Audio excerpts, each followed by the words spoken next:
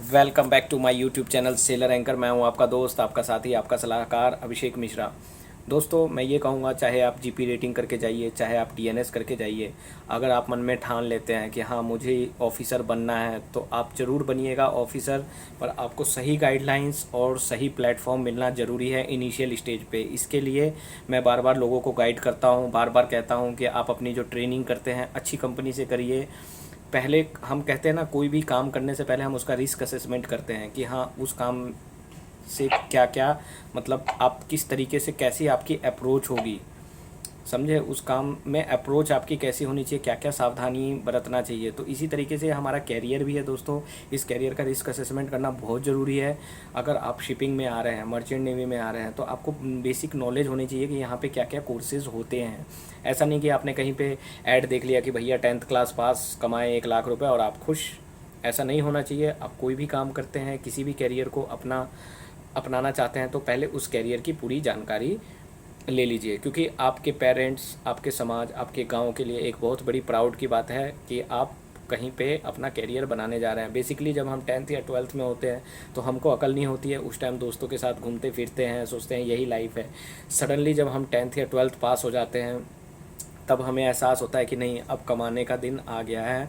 और बाकी घर वाले भी प्रेशर डालते हैं और आपको खुद भी लगता है नहीं यार मुझे कुछ करना है, I have to do something. कि मेरे फ्रेंड ने ये कर लिया, उसने ये कर लिया, उसके चाचे के लड़के ने ये कर लिया, उसके ताऊ के लड़के ने कर लिया। ये सारे क्वेश्चंस आपके मन में आते हैं, है ना?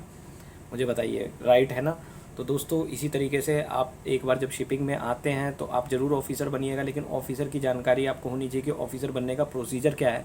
पहले ही बार जब मैं एंटर कर रहा हूँ, क्या मैं सही एंटर कर रहा हूँ, ये आपको पता होना बहुत ज़रूरी है। क्योंकि आप पहले ही मान लो घुस गए और आप पहले ही शिकार हो गए गलत इसके, कि आपको पूरी नॉलेज नहीं है, क्योंकि पूरी जानकारी नहीं है उस चीज़ की, और फिर उसके बाद सब कुछ गलत होता जाता है। तो आइए छोड़िए ये सब बातें, हम डिसाइड करेंगे। हम जाएंगे, सही तरीके से जाएंगे, अच्छे मार्क्स लेके जाएंगे और मेहनत करके जाएंगे। पहले मन में ये ठानिए कि हाँ भैया मैं पढ़ूंगा, पढ़ के एग्ज़ाम निकालूंगा। ऐसा नहीं है कि किसी को पैसे दे दिए और सोच रहा है कि वो करवा देगा। वो आपका कभी नहीं करवाएगा। कोई पैसा और कुछ काम नहीं आता है। आपकी मेहनत, आपकी नॉलेज, आपका संघर्ष, आपका साहस, यही सारी चीज़ें काम आती है। अगर अगर मान लो पैसे की इज्जत होती ना, तो आज जो मशहूर हुए हैं आदमी, वो अखबारों में रद्दी के भाव नहीं बिकते। दोस्तों, ऐसे ही आपको नाम कमाना है, not only for you, your parents, आपके माँ बाप, जिनको आपसे काफ़ी उम्मीदें हैं। तो मैं बताता हूँ, शिपिंग में यहाँ पे बहुत अच्छा कैरियर है। अगर आप बिल्कुल सही प्लेटफॉर्म पे जा रहे हैं, स्टेप बाय स्टेप जा रहे हैं, बहुत ईमानदारी है यहाँ पे। आपके जो एग्जामिनेशन सिस्टम है बहुत अच्छे से बनाया हुआ है। और ये DG shipping government of India की गाइडलाइंस भी है। सारा कुछ जो हमारे कोर्सेज़ हैं, जो भी हमारे कोर्सेज़ वगैरह करते हैं, ये सारे डीजी से अप्रूव्ड होते हैं। तो ये सारी चीज़ें जानकारी होना चाहिए। और मैं उनको बताना चाहता हूँ, कुछ लोग क्या करते हैं, जो एजेंट के चक्कर में फंस जाते हैं, उनके चक्कर में गुमराह ना हो। सही तरीका, सही रास्ते से जाएं, डेफिनेटली आप सक्सेस होंगे। Success is more valuable most by those who does not succeed. आपको पता होना चाहिए कि आपको कौन कौन से एग्ज़ाम देने हैं। सेकंड ऑफिसर आप कैसे बन सकते हो? मान लो मैं एक अच्छा लड़का हूँ, मेरी अच्छी परसेंटेज आई है 12th में, सपोज डेट आई गॉट 70%।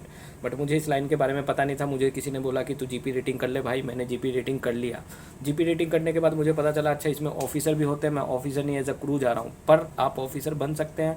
आपका इंटरेस्ट होना चाहिए। आप जब शिप पे जाते हो, ड्यूटी ऑफिसर्स के साथ जाइए, चीफ ऑफिसर की वॉच में जाइए, वहाँ पे स्टीयरिंग सीखिए, डेक पे काम करिए।